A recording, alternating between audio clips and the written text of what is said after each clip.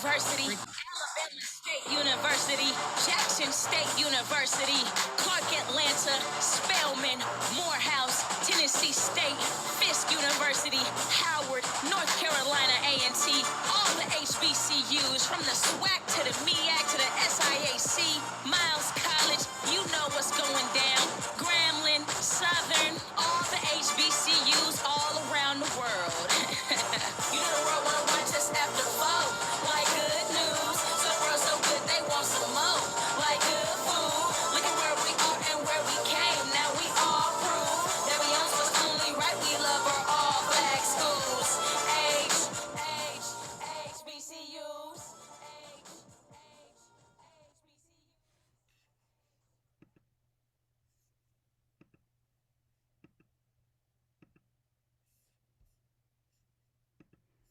Well, good evening, everyone. Thank you so much for joining me tonight. I am Dr. Christie Murray, and I will be the speaker tonight for the West Caldwell Tech and other invited guests for the College Funding Strategies I Wish Someone Had Told Me webinar.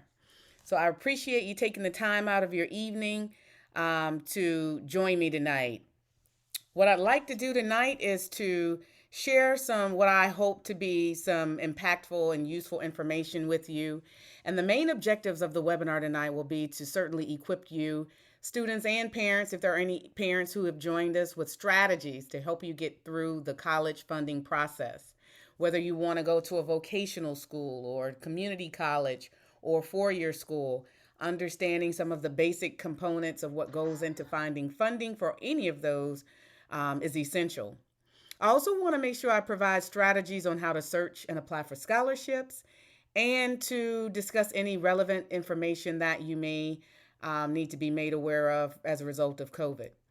I hope that this is an interactive discussion, so if you have questions, I will be monitoring the chat, so please feel free to, let me pull up the chat while I'm saying that. Please feel free to put your questions in the chat or come off mute and get your questions asked. So either one of those approaches will work for me this evening.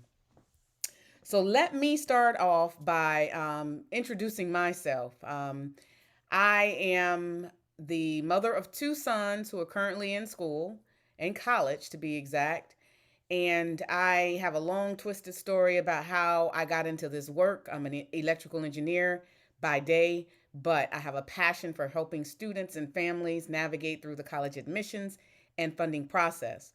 Back in 1993, I was a high school senior.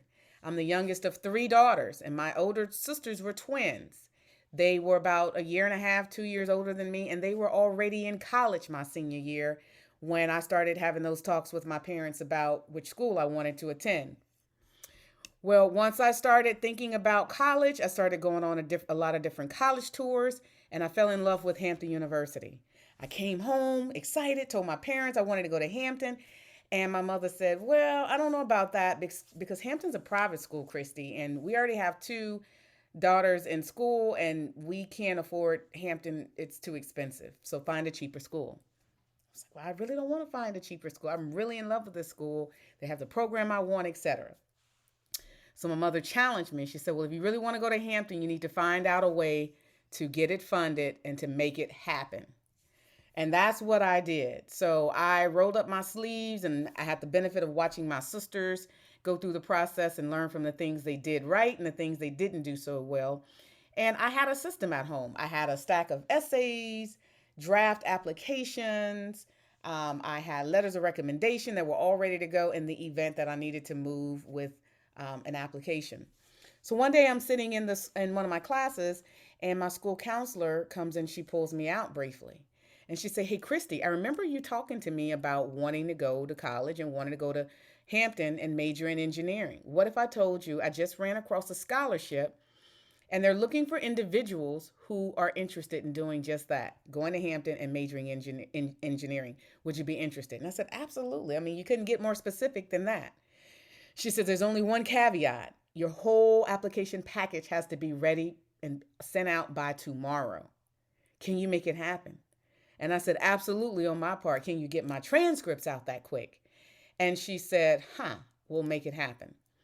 Fast forward, couple of interviews later, obviously I went home, got that package together, pulled from those different stacks I told you about that I already prepared, and I interviewed twice and ended up with that scholarship.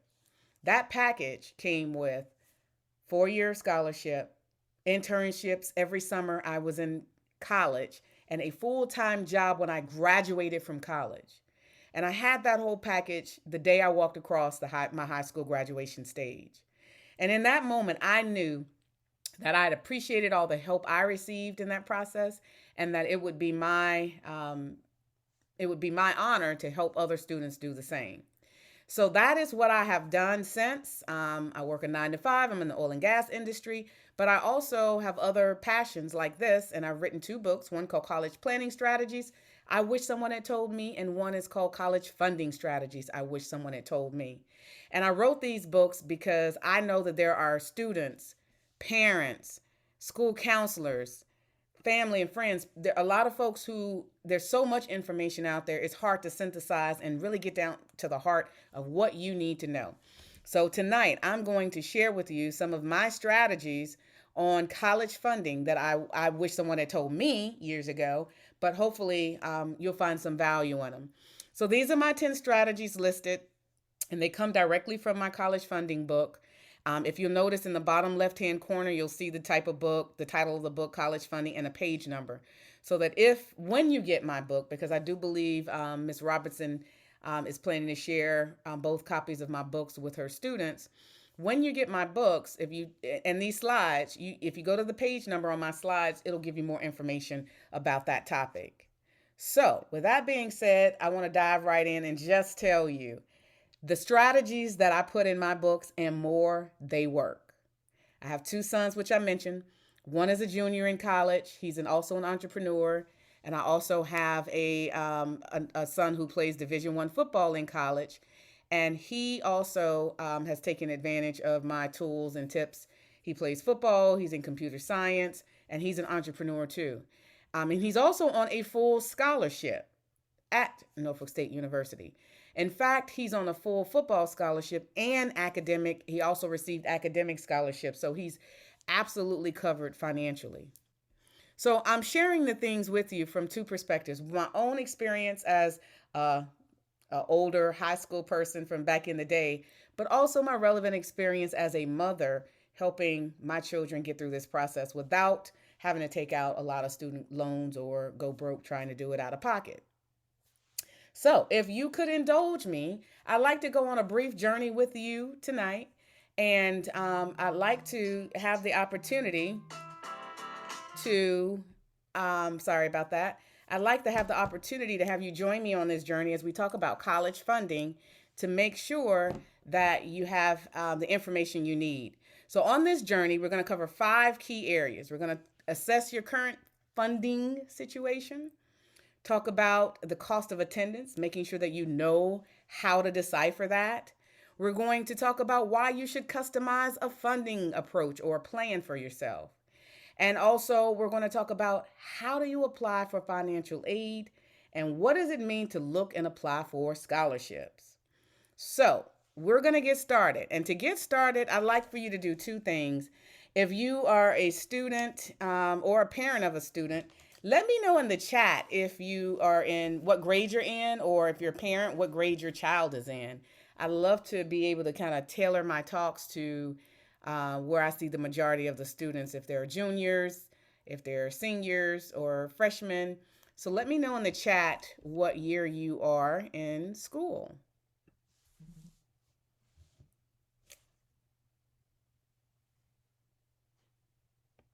All right. Great. I see 11th graders, 12th graders. I see a junior. Okay, so a lot of 11th graders. Excellent. Very helpful. Great. So predominantly, most of you are juniors, which is good. This is perfect timing for you. I love to talk to juniors before the school year ends. So we're going to kick it off, juniors and others, by thinking about where are you now? And I want you to think about some of the questions that you see on the screen. We're not going to cover them all, but this is a template in my workbook. So both of my books have workbooks, and some of the templates you're going to hear me refer to that are in place to help you in your journey. Number one, let's go through the first question. What is your child's GPA? Or if you are a child, what is your GPA? And don't put it in the chat, but what I'd like for you to do is simply let me know in the chat, yes or no, if you know what your GPA is.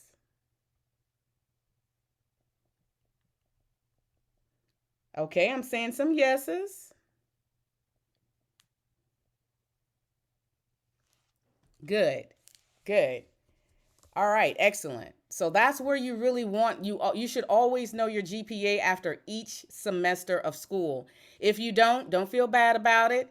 Make sure that as you're wrapping up the end of this school year, you know what your GPA is after every semester. You can't influence what you don't know. So if you need to change your classes, look at your graduation requirements, get a tutor, all those things take place based on what you know. And if you don't know your GPA, you can't influence your situation or improve it for that matter. Next, what do you plan to major in? Let me know in the chat if you have an idea, yes or no, if you have an idea of what you'd like to major in. And you don't have to be exact, but if you have some ideas or if there have been some individuals or professions that have influenced you, great. I see business. Good. That's always good. Excellent. So many of you do. And there's a reason why you should always know at least start thinking about what you want to major in, because there may be funding opportunities based on your major or what you think you may want to major in. Take my example I just gave you. I wanted to major in electrical engineering. Had I not had an idea in high school of what I wanted to be interested in, I wouldn't have known to look for those type of scholarships. So that's the reason why I want you to think differently. And if you don't know, do some soul searching. We'll talk a little bit more about that, but try to think about what that means to you. What type of college are you considering? Public colleges, private colleges? Do you even know the difference? If not, I'll share a little bit about that because there are funding implications to knowing the differences between the type of colleges. Just like in my situation, my mother was happy to point out that a private school was more costly and she wasn't trying to pay for it out of pocket. So those are the kind of examples that I want you to be thinking about. Do you want to live on campus or off campus? How much does it cost to attend a particular school? What's your parents' household income? Have you or your parents saved money for college? Are you even having conversations about how to pay for college? Let me know in the chat if you are having conversations about how you're going to pay for college. And I see you, Tijuana, with engineering or media studies. I love that. I love my STEM professions. Psychology showed up. Okay, it looks like some of you are having those conversations. I think that's excellent. If you are not, I would encourage you to start. Now is the time, as most of you indicated you were juniors or sophomores. Now is the time to start saying, "Hey, mom, hey, dad, what do you have covered? What should I be thinking about in terms of funding?" And then lastly, how much have you budgeted for your senior year expenses? We'll talk about that. But if you haven't, it's okay. As we talk about the next step, building a plan and more, I want you to shift your mindset to be thinking, what do I need to do and how much is it going to cost me? Both of those are important, not just one, but both. So I refer to students who are in between the 8th and 12th grade as students who are in the later stages of their, kind of college funding stages. So if you are in the 8th through the 12th grade, all that's really saying is you have roughly 4 to 5 years, somewhere in that ballpark, as you are planning to graduate and move on to life after high school, whether it's military or career or college of some fashion. But that's what I mean by the late stage. And by being in this stage is very critical, and you have a great opportunity to start looking at scholarships, grants, thinking about your financial situation and financial aid at this time. It is not too early if you're in the 9th grade or 10th grade to start thinking about these things. In fact, I encourage students to do it early as possible so that you can have your plans in place, and have the funding that you need identified a lot sooner. So that's good if you are. Secondly, I want to talk to you about the cost of attendance. And the cost of attendance is a fancy way of just saying, how much is it going to cost you to go to college? And you should be thinking about the cost as you are picking colleges. You don't know how many students I've worked with and parents who have picked these high price schools and they cannot afford them. And so one of the themes you'll hear me sharing today is go where you can afford. Don't pick schools that are only pricey and you know that you and your parents are going to struggle. At least when you're choosing colleges, pick colleges at different price points. And what I encourage students to do is apply for at least 5 colleges. Some at the lower end of the price scale, and a few may be higher, end or have higher tuition schools. Those you can consider, but don't make all 5 of your schools very expensive and you can't afford, even if you get accepted, you can't afford to attend. Now, as we talk about the type of colleges and the tuition and being affordable, there are 2 types of costs I want you to be mindful of. You have your direct costs. These are things that you pay directly to the school, whether it's the tuition and fees, your room and board if you're staying on campus, being able to eat your meal plans. All those things are direct costs that you pay to the school. Then there are the softer indirect costs. These are things that you incur yourself, but you don't necessarily pay them to the school, but you're still going to need books. You're still going to need other course material and, school supplies and get your laundry done, all those miscellaneous things. And if you're, having to commute, whether locally or you're out of state, you have to build in some of those transportation costs as well. Okay. So now we know the difference between direct and indirect cost. They all go together to make up the cost of attendance. And we all know right now inflation is increasing in every other aspect of our lives, and in the college arena, it is no different. So you want to be mindful of the differences in how much these different type of schools cost. And some of the fees may vary with COVID, and some students noticed a reduction of their tuition fees because they were taking classes at home at one period. Now they may be back on campus, so those costs may be going back up a bit. We already talked about how some colleges are more affordable than others and some schools cost more than others. And my resounding theme, go where you can afford. If I had not have found scholarships, I don't know if I would have gone to Hampton University, truthfully. Now, as you can see, this is from 2019 to 2020 U.S. News. I picked up this from an article that year, if a student was going to a public in-state school, if you were going to a public school in New Jersey, for example, it roughly could have cost you around $10,000 a year. If you were going to a public school in another state other than your home state, it would have pretty much doubled the cost to go to that public school. And private schools, if you notice, triple what you see from a public in-state school. So as you can see, the cost goes up as you move out of state or you decide to go to a private school. That's what I mean by being aware of the cost of attendance in the different type of schools. And you want to think about those as you are planning. I also want you to think about the fact that time is money. If you take 6 years to get a 4-year undergraduate degree, you're going to pay more for your education. That's simply what this chart says. So let's say somebody started out at a public school. They'll probably end up paying, it'll be around a 35% rate for their college education. If you stay there 5 years, you'll see that go up to 54% and then 59%. So you're going to pay more to get that same degree because for whatever reason, you took too long. And what I'll tell you is a lot of students, they go transition to college thinking it's like high school, not realizing you're paying a premium for your college education now. And you don't want to have to take classes more than once if you don't have to. Or you don't want to perform so poorly in a major that you'll have to shift later in your junior or senior year. It's okay to switch majors your first 2 years because you really don't have to declare a major technically until the end of your sophomore year. But after your sophomore year, when all your general classes are behind you, Should you have to change your major multiple times, it will likely impact when you'll graduate and you'll end up paying more for your 4-year degree. So please be mindful of that. And as you can see from the chart, private schools are even higher as you take longer to get out of school. So, what's the key theme when we're talking about this? It is about what is your plan?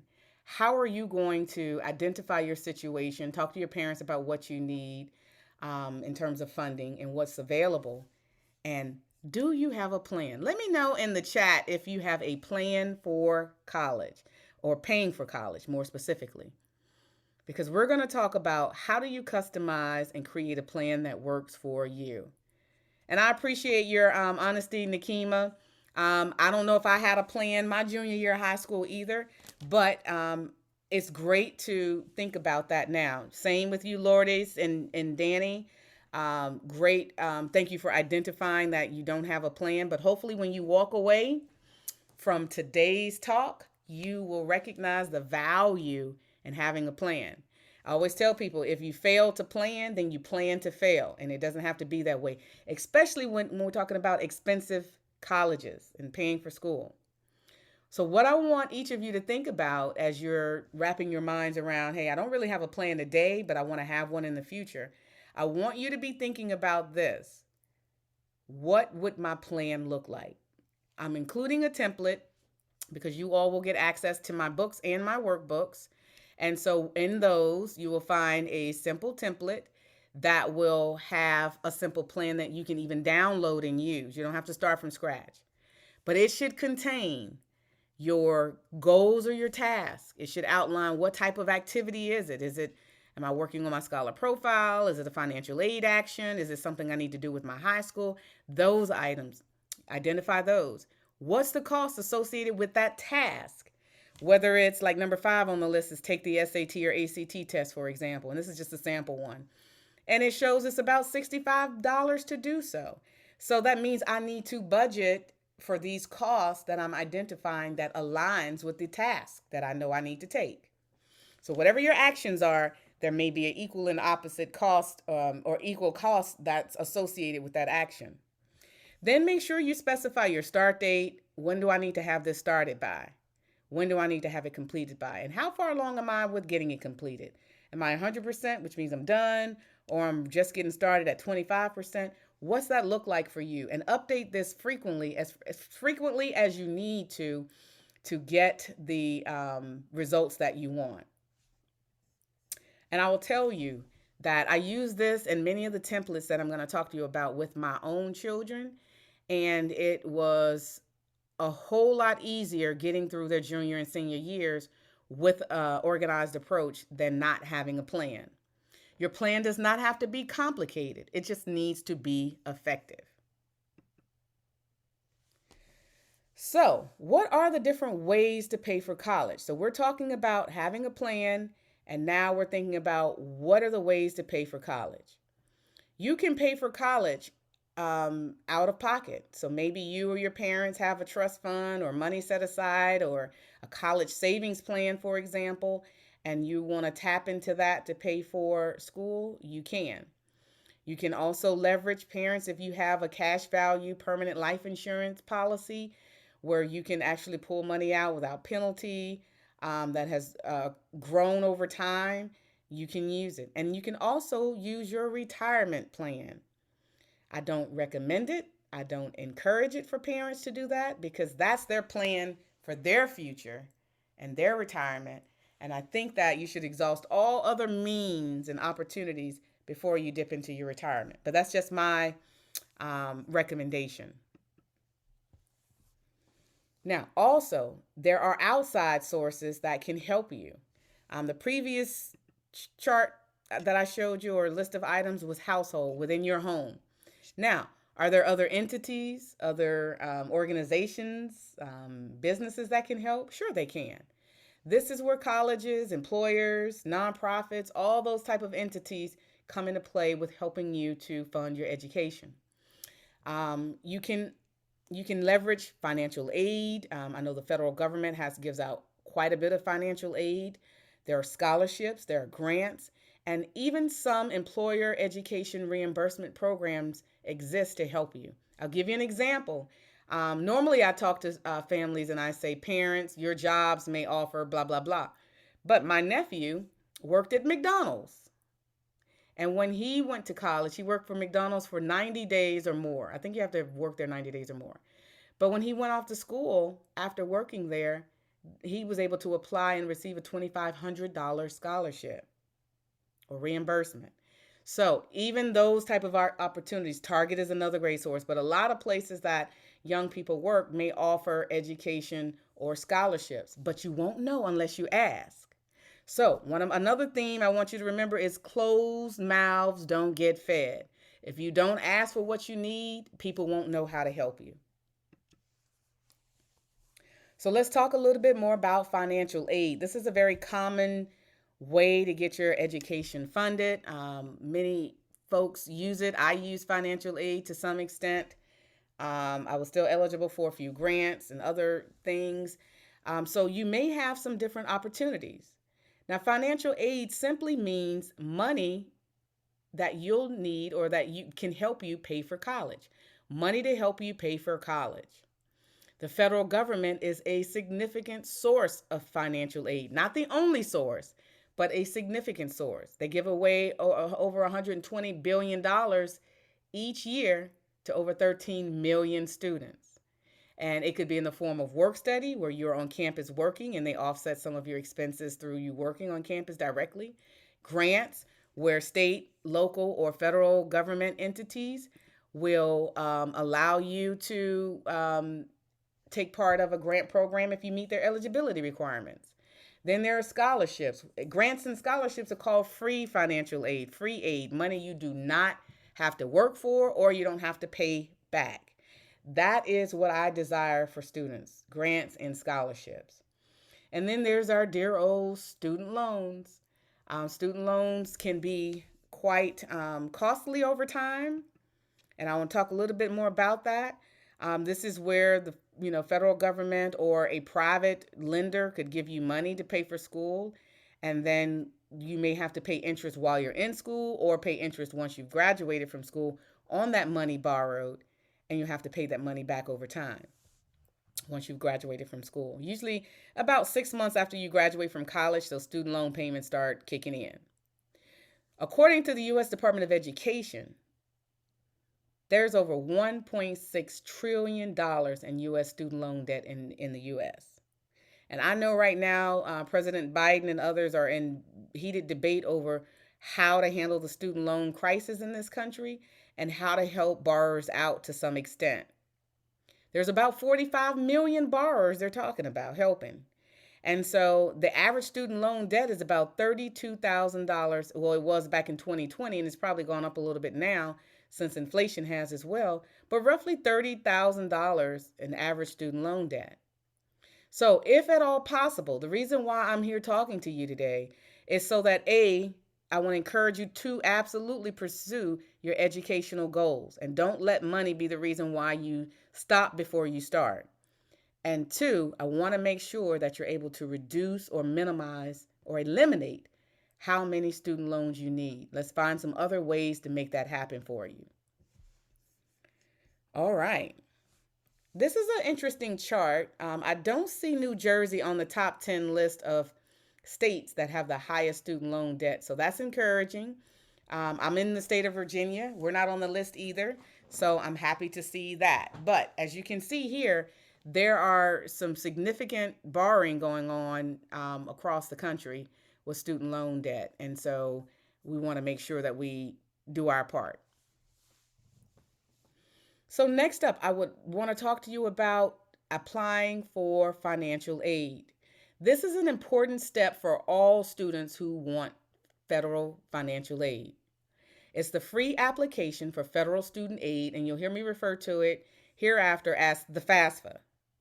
It is required if you want to get a penny of federal government money, whether it was at work study, grants, scholarships, or student loans even. You can't get access to any federal money without having a FAFSA form on file within that system.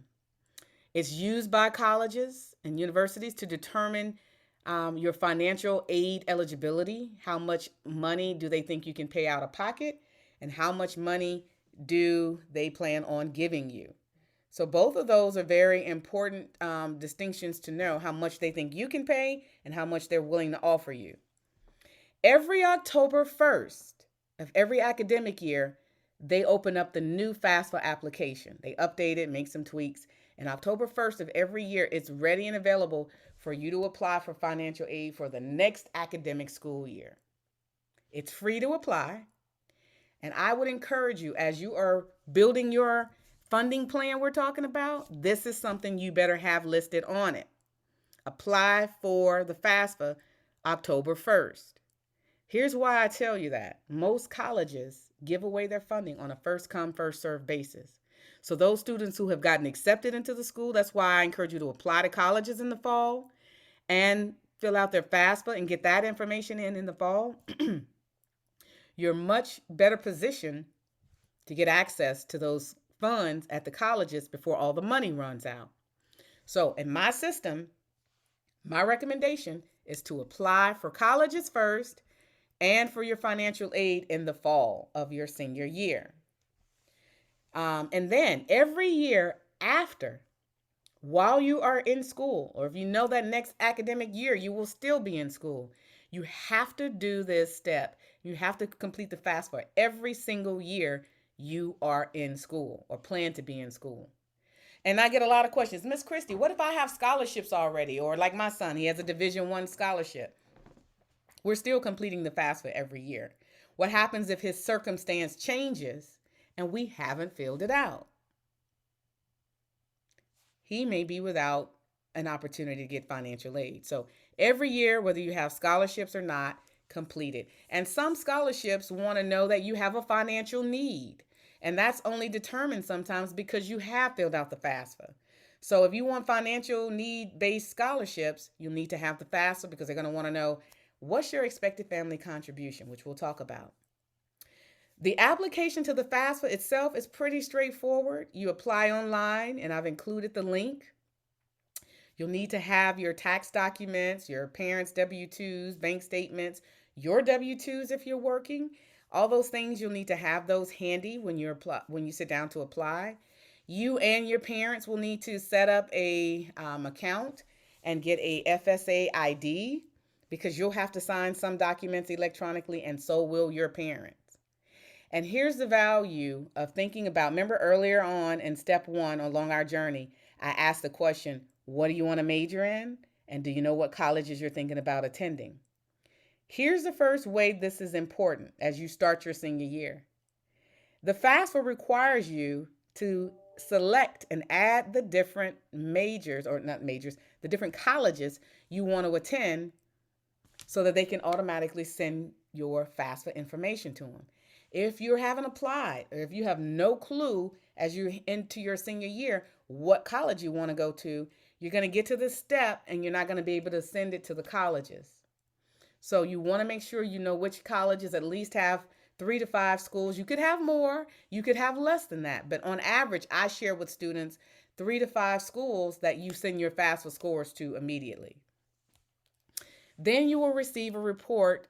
It's normally called an award letter, but you'll also get a calculated expected family contribution. It's called an EFC. Now, the EFC is just a fancy way of saying, Christy, this is how much we think you can pay out of pocket. Same with you, Angela. This is how much we think you can pay out of pocket. Now, whether you agree with that calculation or not is irrelevant because that's where they're going to use to go to base your financial aid. But you need to know what that number looks like. So that will be the next step. And I've already kind of explained to you what the EFC is. They definitely are going to use it to determine who they think is in need of money. The lower your EFC, that means they don't think you can pay very much out of pocket, the more you're likely to get financial-based scholarships and funding and financial aid. The greater your EFC, 20K, 30K, they're going to say, that's plenty for you to be able to pay for college yourself. You're going to only get student loans if you choose to take advantage of that. Or, some other minimalist financial aid that you might not necessarily appreciate. But that's how that works. The lower the EFC, the more they think you have a need for help. And it's not the total cost of out-of-pocket cost either. And that's one of the things that families think, that it's not that they think you can pay all of it out of pocket. They think that you can cover some of those expenses, and they're calculating that out. Well, what are they using for the calculation? First, they're looking at 7 different things. The first thing they're looking at is the parent's income. So they're going to look at your parents' financial statements, your untaxable income, your taxable income, and it'll show up on your 1040 IRS tax documents from the previous year. They're going to want to see how much money you made, how many assets do you have, they're going to want to know also in the calculation, how many students, scholars do you have in your household? How many students are currently in college? So there's how many students in the house. They could be in high school, elementary school, middle school. That's one question. Number 2. Number 3 is how many of those students are actually in college? So in my case, I had 2 in the house and 2 also in college at the same time. And then they also look at the student's income. So you're probably wondering, well, Miss Christie, I only worked at McDonald's. They're going to include my income? Yes. I mean, it may not be a lot of income, and it might not make that much of a difference in the calculation, but they do ask those questions. And the only income they don't include is work study, which is already a form of financial aid. So you won't have to include that. Then they look at the parents' assets. And if students have assets, they want to know if you have any assets, because they think if you own assets, then that could be a means for you to pay for school. And then they look at the age of your oldest parent to make this assessment on your expected family contribution. Now, if you are interested in understanding what tools are out there or how you can get a gauge for your EFC before October 1st, before you have to do it officially, here are 2 links to tools that you can use to calculate and get an estimate. And I stress estimate because it won't be identical to probably the tool they'll use, but it'll give you a good gauge of what you can find out about your EFC so you can start planning. So this is really a great tool for planning purposes. Now let me explain what happens. And I didn't always have this chart here, but I find it's easier to explain with a visual than me just talking about it. Once you fill out your free application for federal student aid in blue, you and your parent, you're going to sit down, fill it out, select the colleges you wanted to go to, as we talked about, and then you're going to hit submit. Once you submit it, it's going to calculate your EFC, your expected family contribution score. And then it's going to send your information to the colleges as well, your financial aid specific information to the colleges. In the green box, the colleges are going to get your information. They're going to calculate how much financial aid they're going to offer you. Every college offers different amounts, and their calculations are different. Just because you have one EFC, it doesn't mean that you're going to get the same financial aid from every college or university. So you really have to compare your financial aid packages once you receive them. So once they do their calculation, they're going to send you a award letter, a financial aid award letter in this purple box. And what that simply means is this is how they're going to tell you how much financial aid you'll receive and in what areas. It could be work study and student loans. It could be all scholarships. It could be scholarships and student loans. But whatever that variable financial aid offer and award they give you, it's uniquely yours. Yours likely won't look identical to anybody else's. Even if you and your best friend apply to the same school, your financial incomes are different, it'll look different. Once you review that with your parents, you guys will have to sit down and say, they think we can pay this much out of pocket and we don't have enough financial aid. Or your reality could be, we have it covered because they said our income was low enough and they gave us more financial aid in our award letter. So if you have enough money and you don't have to pay anything out of pocket, great. But if your financial aid situation is that they think that you can pay more out of pocket and they didn't give you enough financial aid, that is when I encourage you to look for scholarships. That's when you want to go after the free aid, the money that you don't have to pay back. Ideally, this is the not so ideal situation. Whereas you can see in blue, they're expecting you to pay 75% out of pocket, and you're only getting like 25% in financial aid and scholarships. That's not really ideal. That's because it's a lot of money you're going to have to try to come up with yourself. What's more idealistic is having more scholarships and grants and financial aid available to you as opposed to having to pay out of pocket. So 75, maybe 85% in financial aid and other scholarships and less out of your pocket. That's where I'm trying to move us toward in your situation.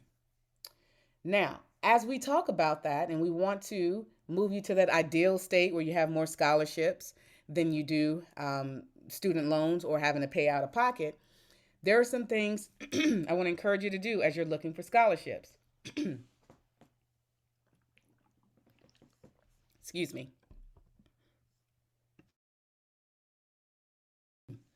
First, this goes along with having a plan in general, a funding plan.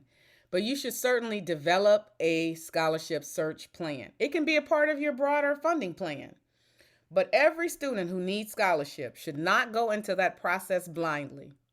You should not just think, I'm going to apply to one or apply to colleges and assume that they're going to look and find all the scholarships for you. They're not.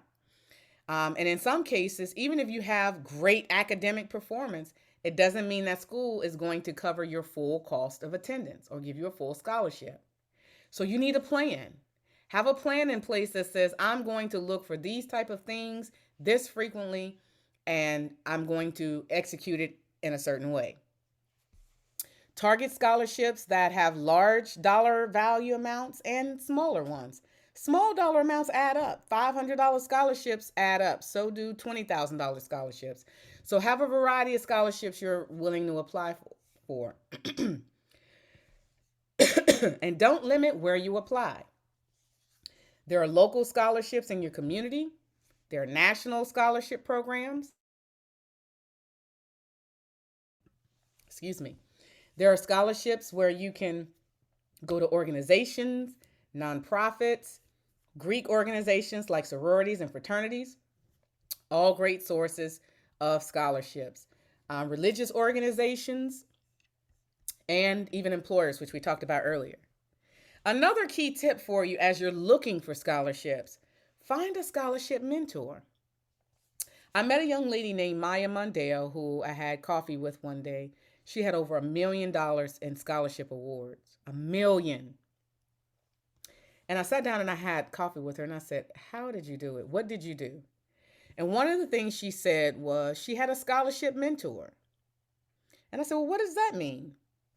What she did is she went out to, let's just take a larger national scholarship like Coca-Cola scholarship, for example. She went to their website, looked at past recipients, reached out to them. Maybe she Instagram stalked them or DM'd them or something. But she reached out to them and say, hey, my name is Maya. I saw that you were the recipient of X scholarship. And I'd love to pick your brain and learn more about how you did it and what you did. And because I'm interested in doing the same.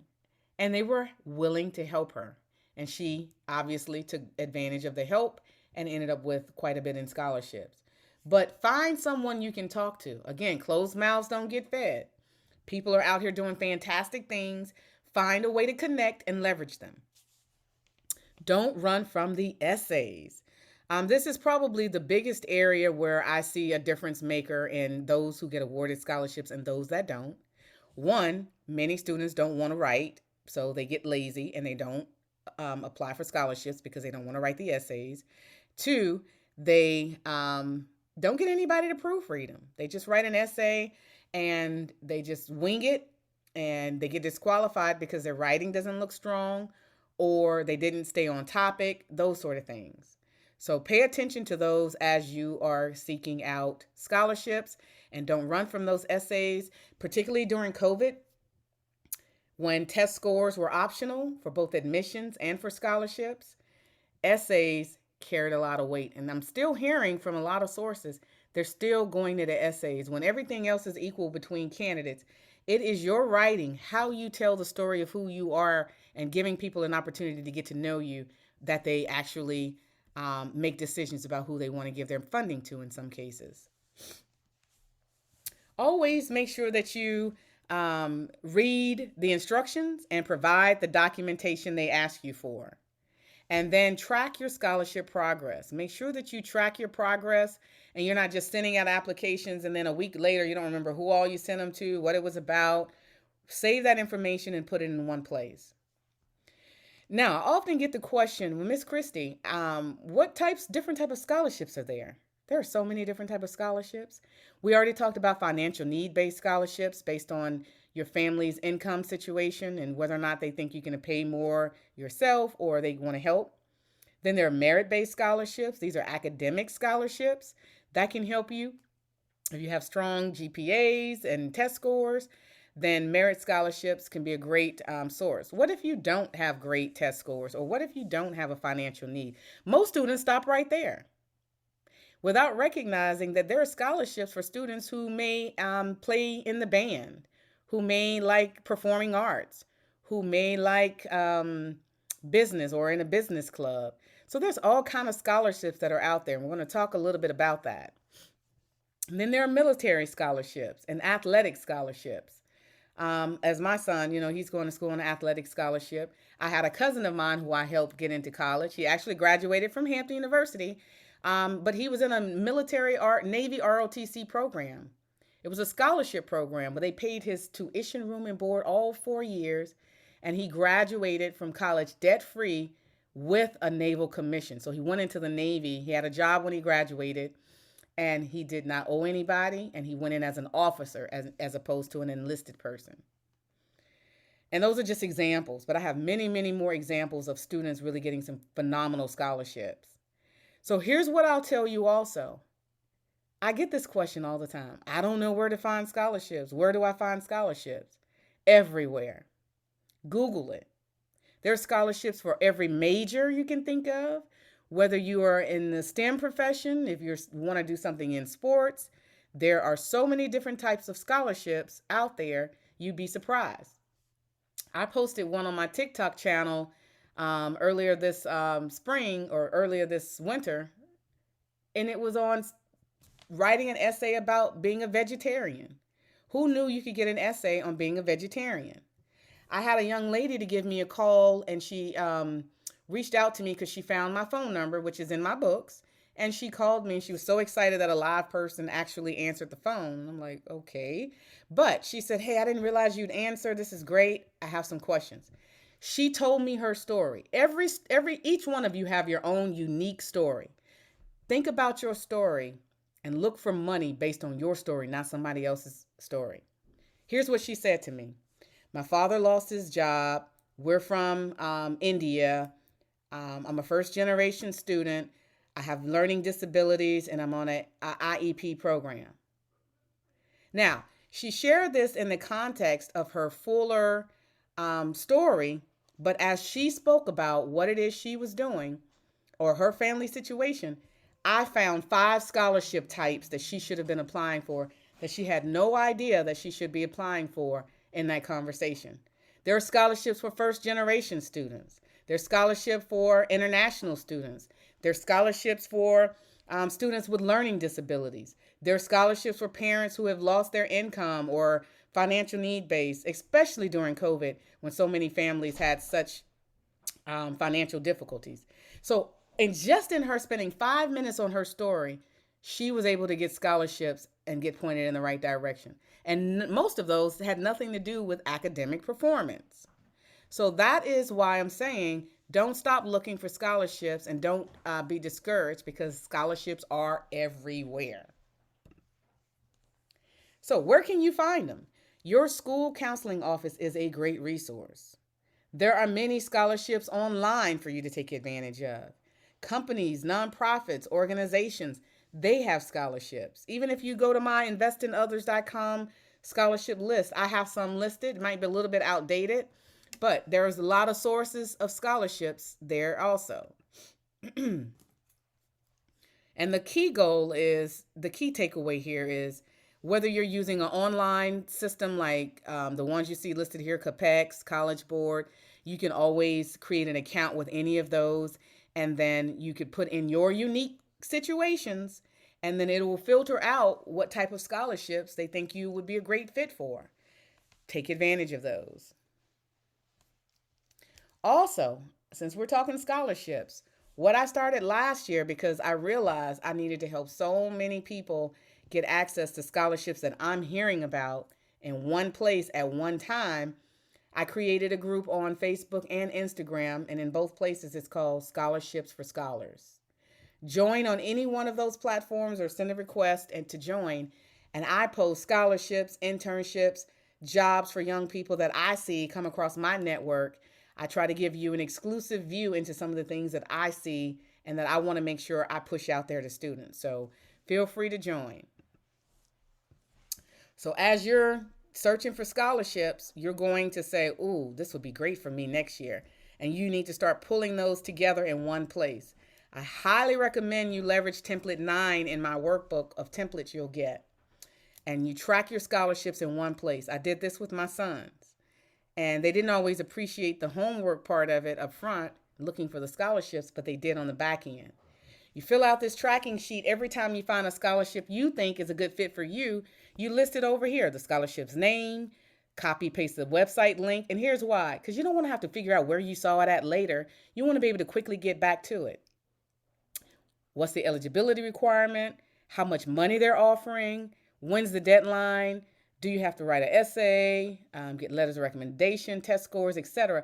But fill in all of that as you find each scholarship. Then, this is what I did with my boys. I sorted it by the deadline date. And I had the deadline, the scholarships with the deadlines that were coming up the soonest or the quickest, they were at the top. And those that were later in the month or in the year, those were later further on the list. Here's why. We were able to target scholarships just in May because they were all grouped together. Then when those were done, we were able to say next month, we're going to focus on June. So it's not that overwhelming when you have them categorized by when they're due, and you can methodically just chip away at those for that month and get ahead of it. That's how you're able to organize and manage your insanity throughout this process. All right. All right. So now that you have a tracking sheet, you have a plan, you know how to look for scholarships, now you have your list, you're going to start thinking about what it takes to apply. As you're applying for scholarships, do know that the scholarship application process looks pretty similar to a college application. You may still have to provide financial documents, test scores, transcripts. This might be different. You might have to provide your acceptance letter or verification because most people who are giving you money for school, they want to know, hey, did you really get accepted? Please show me your letter. Or if you're a continuing college student, tell me that you're still enrolled in school. Show me some verification you're still in school. You might have to write an essay, letters of recommendation, activities, sharing your activities and your scholar profile. And I'm going to talk about the scholar profile, but these are some of the basic components that are part of a scholarship application. So you've heard me mention several times about a scholar profile. Has anybody ever heard of a scholar profile or knows how to use one? Just let me know yes or no in the chat while I get a sip of water.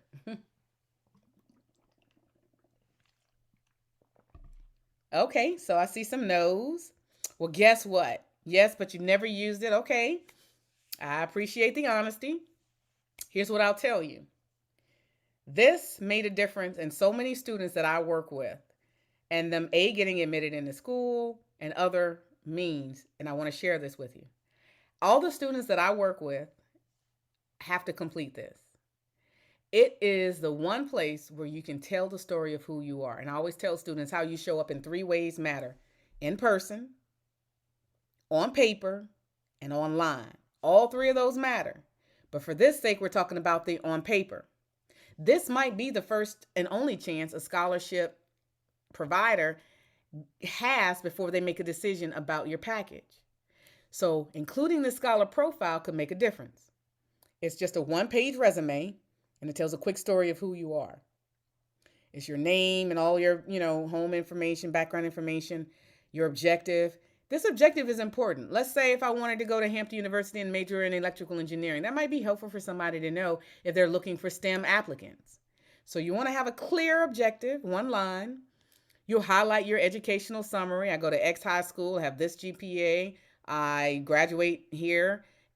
Here are my test scores. Those kind of things. And then your honors and awards. This is the time to brag on yourself. This is not the time to be modest, to be shy, to be humble. This is the time to brag on yourself and say, you know what? I'm pretty awesome. I have accomplished these things. Highlight those in your honors and awards. Also share if you've worked and you have employment history, share that you've worked. Scholarship entities like to see the students have some balance in their lives, academic and other activities. Highlight your extracurricular activities. If you have community service activities, and I always encourage students, all students should have at least something on their scholar profile that's community service based. You should always be able to indicate that you've done something other than just help yourself. What have you tried to do to help others? Your relevant coursework. So if you want to, for example, major in engineering, for example, or math, you might want to highlight those kind of courses. I took Algebra 1, Algebra 2, Physics, whatever, Calculus, whatever those courses are that are relevant to your particular major, highlight those. And any interest in hobbies. I had someone ask me one time, well, why would I include my interest in hobbies? Who cares about that? You do, number one, and they do because it gives them an opportunity to learn more about you. When you create the scholar profile, I expect you to create it, maintain it. One of the things I did with my sons, I had them updated every summer break and every winter break, because that way they didn't have to retain all those things they did for the whole year or for 2 years out in their head. Every break, and it only took like 5 to 10 minutes. They would pull it up on their computer, update it with new things that they worked on, cleaned up some things, and saved it with the current date that they just made those changes, and they're done for another 6 months. Highly encourage you to do something similar. This can be so impactful. It can be used for letters of recommendation. You can use it to attach it to a college application or a scholarship application. But here's what I'll tell you. Only attach this to a college or scholarship application if the entity says that you can provide additional documents. Sometimes they'll say, only give us what we asked you for. If that's the case, don't attach it. But if they say, well, sure, we'll take other additional things that you might want to share, provide it. And it can also be used when you're sitting down to write essays to sit back and reflect on what is it I did and what do I want to talk about. It's already in one place for you. Here's how it looks. This was a template I built with an actual student, and I used it with my niece years ago first, and I've used it ever since. It helped her to actually get scholarships. She got accepted into the school she wanted, all of the above. And people thought it made such a difference because not many other students had one. And it gave them a quick one-page snapshot into who they were. So you can, as you can see here, you see the objective, you see all the high school pieces. This template is available for you. Don't start from scratch. Don't think you have to start from scratch. Use the templates I'm providing you so that you can use your time on the critical things that are important. So you also have the transcripts as a part of the process. What I'll tell you about the transcripts is make sure you know your school's process of getting them. Make sure you follow the directions, and make sure you take the responsibility of getting your transcripts and making sure they were sent out on time to that scholarship provider. You should be applying for scholarships in high school and when you get to college. So even when you get to college, you'll still need to be able to access your college transcripts to be able to send out too. Also, SAT and ACT test scores. Why are you bringing that up, Miss Christie, when we're talking about scholarships?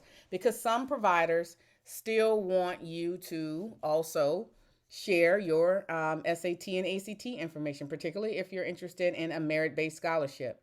Here's what I can tell you. While many colleges made the SAT and ACT test optional, many of them still use those scores for merit-based scholarships. Well, what do you mean, Miss Christie? That's confusion. Here's what they told a lot of students during COVID.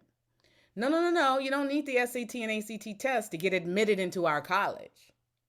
But what they didn't tell a lot of students was we still use these test scores to determine who we're giving our merit scholarship money to. So what did Miss Christie do? I put a all points bulletin out to all the students in my networks, and I say, hey, look, plan to take one of the two or both of those tests anyway, because if you're interested in merit scholarships, you may still need those scores. Now that things are opening up again, and it may be a little bit safer to do so, highly encourage you to still take the test. And the registration links are here for you. And I also included upcoming test dates. I know that the next SAT test, we just passed the June 4th date, but the next test is August. So if you are this is a good question in the chat, all my juniors, have you taken one of these tests at least once? Let me know in the chat if you've taken these tests at least one time. I'm hoping I'm seeing some yes. Okay, good. Whew. All right, Christina and Aaron. All right, good. Let me see. Who else? Don't get quiet. Okay, Angela. Okay. Tijuana said her son did. Nazira. Yes, great. Okay. I feel good. If you did not like your scores, here's what I recommend you do. Take a prep course. Shortly after, schedule your prep course for this summer before that August 27th date. And right after you finish the prep course, be prepared to take that test again on August 27th. Why? Because you want those scores as you hit your senior year, and you want to be able to take advantage of the best scores that you get, because they super score them, which means they'll take the best math score from the first test you took, and if your English score from the second test was better, they will put those together for your super score. And the same with the ACT. So you still have time to get those tests taken before you start applying to colleges and for scholarships in the fall. When are you going to start applying? In the fall, not the spring of your senior year, but the fall. Same with the ACT. Here are the test dates. There's ACT coming up on the 11th, this weekend coming up. Then again in July and in September. So you got a couple more opportunities to get the ACT test if that's the one you want to take. And keep in mind, the key difference between the SAT and ACT test now, the ACT test has a science section, and the SAT has two math sections. Both have math, but the ACT has a math and a science, and the SAT has a math with a calculator and a math without the calculator. So if you know you don't like science, take the SAT. If you know you love science, take the ACT. All right, so the next part of the scholarship application I want to briefly touch on are the essays and letters of recommendation. And I like talking about these around the same time because I don't know if you're aware, but you need different essays and different letters of recommendations for these. If you're applying to colleges, your essays will be written differently, and so will your letters of recommendation as you seek to share with the university why you are a good candidate for admissions. Then you'll need essays and letters of recommendation for scholarships as you seek to answer the question, why you should give me your money. So I encourage students, when you reach out to recommenders in particular, you ask them for 2 letters from both angles. Save them, get a copy of them. So as you're applying to both, because things happen so fast your senior year, moving and shaking, you want to have access to letters for admissions and letters for scholarships. And same with your essay writing. Essay writing you have a little bit more control over because you can save all your essays and reuse them and repurpose them. So let me give you a few quick tips, and don't worry, I'm not going to share all the tips, but we do have an essay writing and letter recommendation webinar coming up through my sorority this summer that I'll share with you. Colleges and universities still require these. Some of them do, and so do scholarship entities. Make sure you follow the directions. Write your drafts early. Big tip. Any particular reason why you can't use your summer to get most of your essay prompts already pre-drafted? Yes, you can. Highly recommend it. Use your summers to your advantage while you're not as busy, and you can set yourself up really nicely for the fall. Because the biggest part about getting applications out I found with my kids was the essays. Everything else, I mean, you either have the transcripts or you don't. You either have the letter of recommendation or you don't. The applications are pretty straightforward to fill out these days electronically, but it's the sitting down every time in the fall and saying, okay, I've got to try to figure out how to write another essay. use the summers. And once you write those essays, get someone you trust to proofread it. Please don't. I just had somebody, we had a college admissions panel discussion yesterday for my sorority. And one of the college admission representatives said one of the biggest pet peeves with students is that they send in writing and they haven't proofread their essays. In fact, he said they sent in a college, they were sending in an essay for Norfolk State University, and the student had Virginia State University on the actual essay. Not a good look. You didn't even get the college right. So make sure you get a second set of eyes on it. Make sure you save all your writing prompts and topics. There's no reason why you should have to write the same type of essay again. My son wrote an essay on leadership, STEM, business, a challenge he overcame, all these different topics, and we saved him. So every time an entity wanted one of those types or a hybrid, we were like, we got some already written on that. You just got to clean it up a little bit. That's what I want you to get in the habit of doing. And make sure you stay on topic. If they ask you to write about a certain thing, write about what they asked you to. And don't go over the word count either. If they tell you they want 500 words, give them 500. Don't give them 501, because if it were me, and I'm tough, I'm not reading the 501st word. I'm going to disqualify your application. So pay attention to those kind of details. Next, we'll talk about letters of recommendation. Make a list of the recommenders that you trust. It's not too late to start. How many of you know who's going to write your letters of recommendation your senior year? Let me know in the chat. Is it a teacher? Is it a coach? You should have several different type of people. A counselor, a teacher, a math teacher, a science teacher, an extracurricular, mentor or, advisor. Have individuals who can write those letters for you. Give them enough time to prepare and get your letters written. And give them at least a couple of weeks, if you can afford to turn those back around to you. And share your scholar profile. Remember this guy right here? Share that with your recommender. They don't have to guess what to write about anymore. This is all concise. Christie just gave me this all in one place. That was very thoughtful of her and of my time. Then I want you to consider, as you're thinking about your letters of recommendation, that you want to ask them for an electronic copy. And I also encourage you not to have them put a particular school or scholarship on it. Keep it general. Ask them if they can say, "Dear scholarship entity," not "Dear Foundation of Christie." Here's why.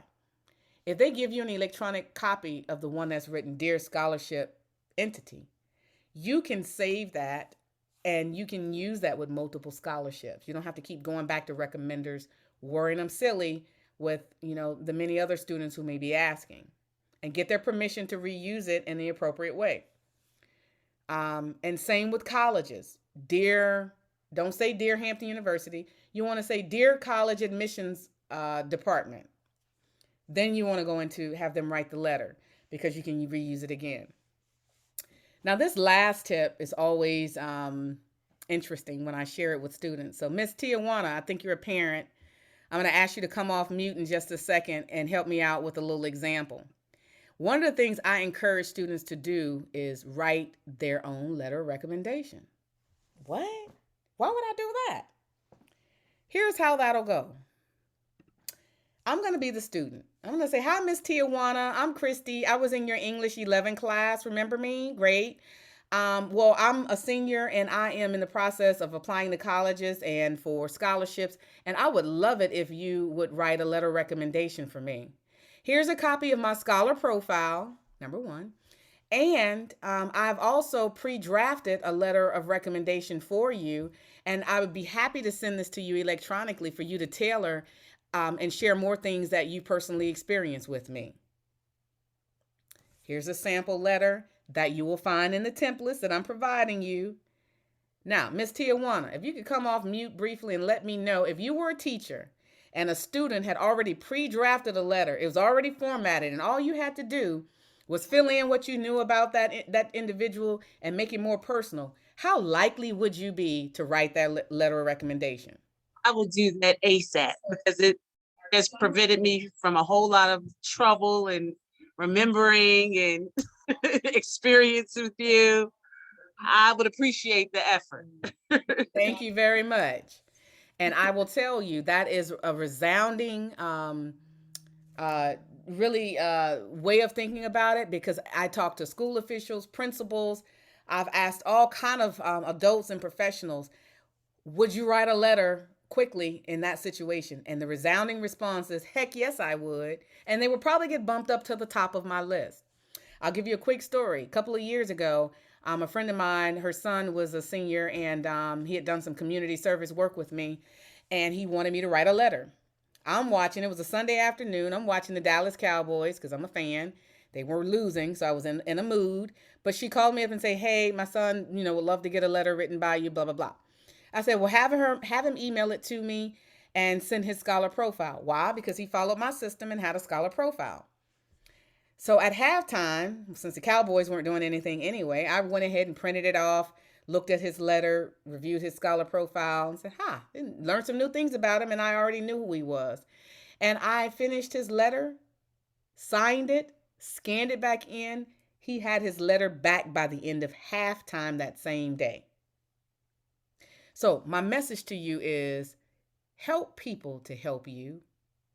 The more you can do and take initiative, the more likely people are going to want to help you and be very responsive in a timely manner, getting things back to you. All right. So as we get ready to wrap up the session, I want to say that, applying for scholarships is one of my favorite things to talk about, because there's so much opportunity. In fact, I looked at a Forbes article the other day, and Forbes stated that in 2021, last year, there were over $120 million in scholarships that went unclaimed. People didn't know about it. People didn't apply. People didn't want to apply. People didn't think it applied to them. How does that happen?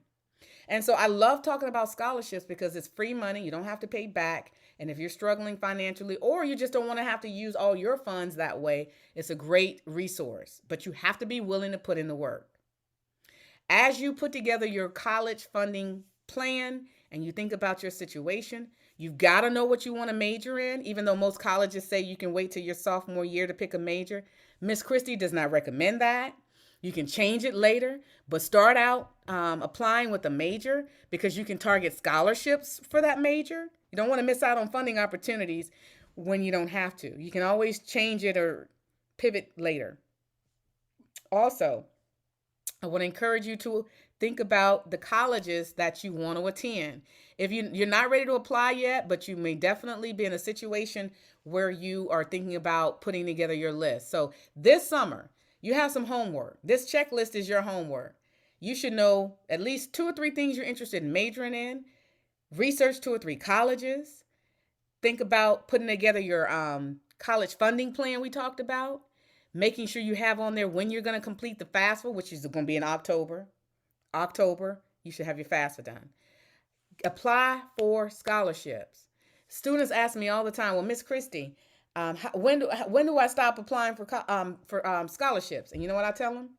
Unless you're allergic to free money, every year you are in high school or your senior year of high school and beyond, while you're in college, whether you're working on an undergraduate degree, graduate degree, law school, med school, apply for scholarships until you have all your funding covered. Don't stop. All year, spend all year with a system in place applying. Also know that if you by some chance get your financial aid award letter back, and then you say, my financial situation has changed. We had a death in it. Maybe one of your parents might have something that happened to them. They're unable to work, or worse, or income changes. You can appeal it. Did you know you can go back to a school and appeal your financial aid award? You can. You simply have to reach out to the school and ask them this question. Don't let them tell you that they don't have an appeal process, because they do. But most people don't think to ask that question. What you want to know is, what is your process to appeal? Who do I need to send it to? Does it need to be in writing? Is there a form for me to fill out? Those are the questions you want to ask. But appeal it, and you would be surprised at how they may have some other opportunities to help you. Once you select apply to colleges, I had this happen to students this year. They went through the whole college admissions process, applied to all these schools, and when the college acceptance letters came in, they just saw congratulations, and they didn't read the rest of the letter. And there were some actions they needed to take that had dates and deadlines assigned to them. Don't do that. Read all your correspondence, parents and students, in advance. Make sure that you uh, compare all of the financial aid awards before you pick a school, and then select a college based on where you want to go, but also where you can afford. And then be prepared to pay those enrollment fees, housing deposits. Those things are the next steps after you have gotten admitted into school. And then once you've gotten admitted and you've seen those financial aid award letters, ramp up your scholarship game. Hey, I need some more money, y'all. Talk to people in your community, at your church, your organization, your parents' jobs, your jobs, professional organizations, clubs you're in. All of those entities have scholarships. So keep looking for money. So, as my key takeaways, don't let college be an afterthought. Talk about it early, put together a system, use your summer to your advantage, and get organized. Get organized meaning make sure you have your financial documents together, make sure you have all your online accounts located in a place where you and your parents can access it. And one of the things I did for my kids is I created an email address just for all their college stuff. For the next 4 or 5 years, we both have access to that email, me and my sons. I have the username and password. It's on my phone. It's on their phone. And I can access it daily. Here's why, parents. I found that this generation, they're not really going to email every day. They have other means of keeping up with things. And so we were letting important things slip through the cracks.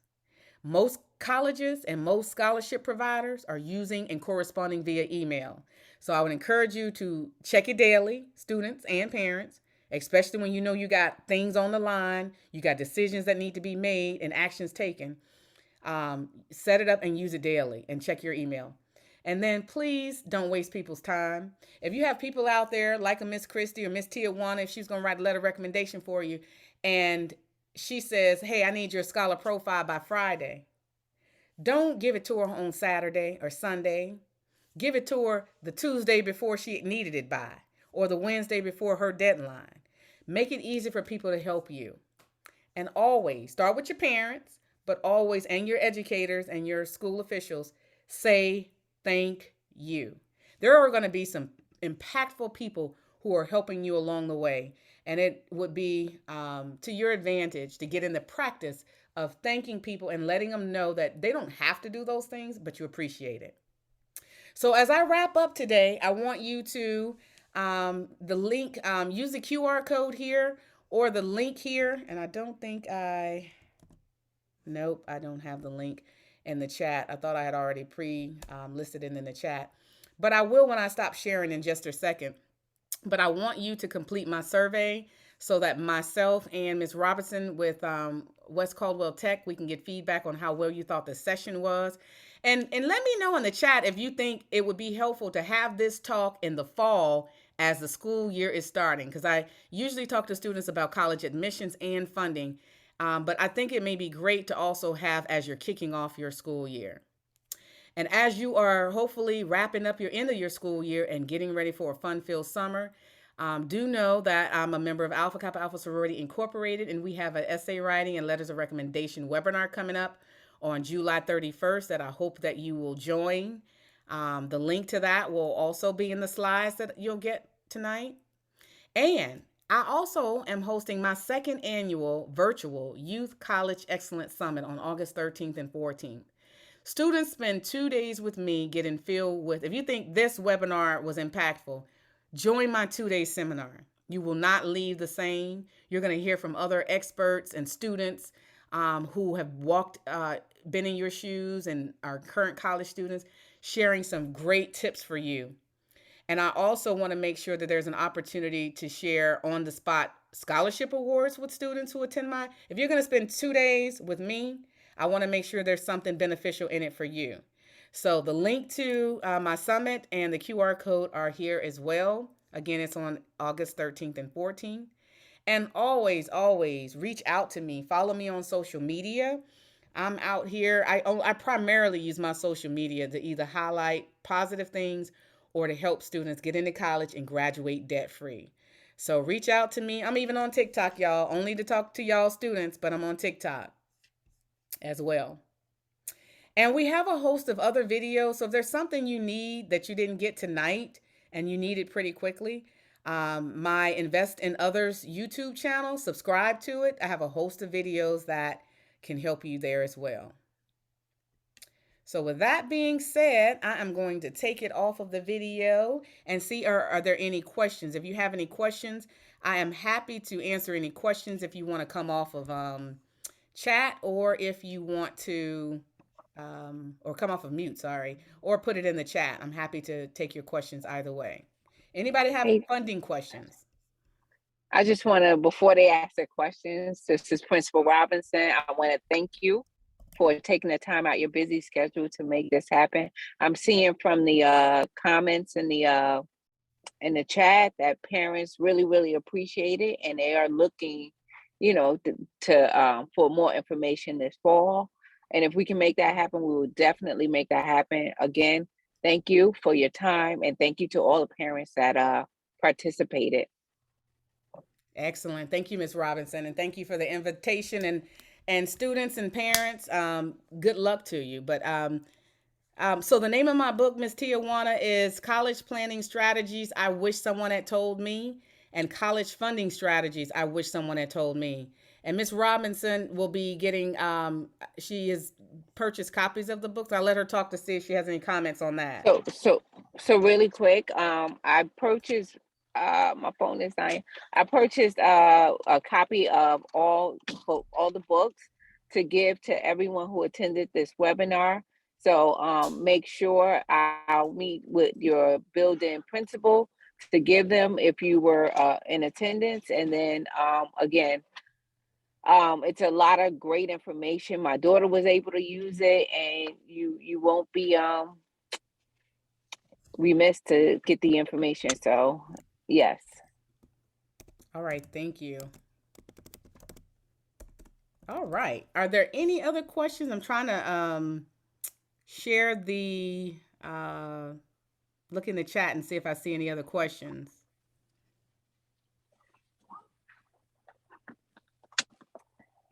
All right, y'all are a quiet group. Y'all were very interactive in the chat, and I appreciate that.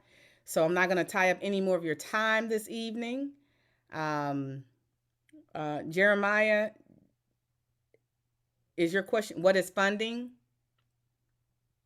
I'll need a little bit more. I'm not sure if I understand what you're asking.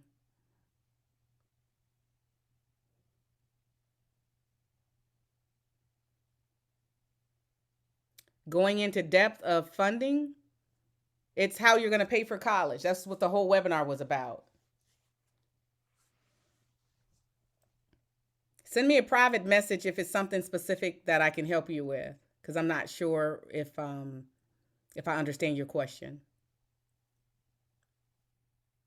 I have a question about your book. We can go, because my son attends Payne Tech, so I can just go to the principal to get the book? So what I'm going to do is give Ms. Robinson the list of all those who registered for the webinar. And if you provided your address, then she may likely contact you and share copies of it with you as well. Okay, thank you. But I will also put my website in the chat for anyone who might want those or other resources, access to videos and different things from my website as well. Okay, thank you. You're welcome. All right, everyone, have a great evening, and thank you for your time, and best of luck to you, and I hope to meet you again in the future. Thank you very much for attending.